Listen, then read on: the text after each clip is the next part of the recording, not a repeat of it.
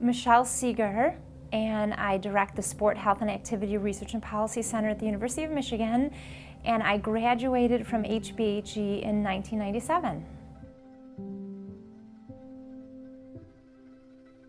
A typical day for me includes a variety of things.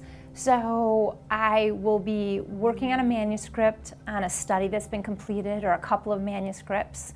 I'll be planning the next study, writing a grant for the next study, and probably in the middle of doing a study. So being involved in research at different phases of the process. But I'm really interested in translation and dissemination and working outside of academia too. So I also consult with organizations, and I do what a lot of people call health coaching. I call self-care coaching, and I do that with individuals. And all of these types of activities, I really inform the whole of everything I do.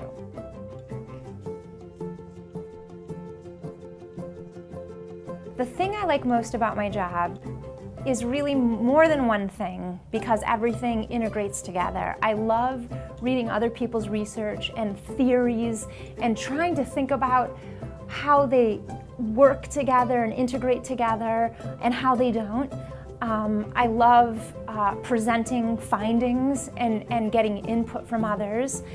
I especially love translating research for people to use outside of academia. So I love working with individuals and working through a health behavior program that I developed to create sustainable behavior change. I love working with organizations, consulting with healthcare companies and organizations that are trying to improve employee wellness, to help them understand better ways to communicate and intervene, both with patient and employee, so that they'll be more engaged and likely to stay motivated to sustain the behavior change being targeted, as well as prioritize their own self-care. And a result of that is actually my first book, which I published this year, called No Sweat: How the Simple Science of Motivation Can Bring You a Lifetime of Fitness. And I decided to write No Sweat because I was really compelled, after years of delivering a self-care methodology, a sustainable self-care intervention with people on the phone, how consistently people gave the same answers and how systematic it was. And I felt like I'm one person delivering what I think is a really powerful tool. And so I decided to write a book that would explain both the science that went into developing this intervention, which it took years to develop and iterate and refine, as well as the intervention itself, or the program, and the questions I use to speak to clients.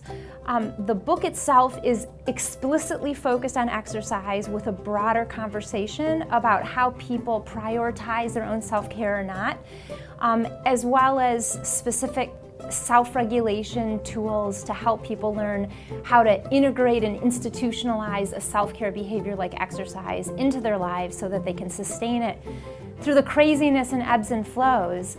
And I wrote it both so individuals could do the program themselves, as well as professionals like nurses and health coaches could use the methodology in their own work. I've just been so excited by the response it's been getting. It was featured in the New York Times this summer, and it just was named the #1 diet and exercise book by USA Best Book Awards, and it's so gratifying after 21 years of focusing on a topic to feel that your work is relevant and resonating with the people that you want to help. So it's just been really fun, and I developed a teaching guide so that people could use it in university courses, and so it's starting to be adopted in courses about health behavior, nutrition, psychological counseling.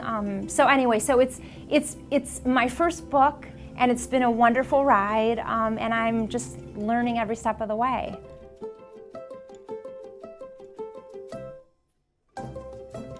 I wish you'd asked me about 3 words, because I want to add 2 to the picture. I want to say super interesting, fulfilling, let's go deeper, meaningful, purpose-driven.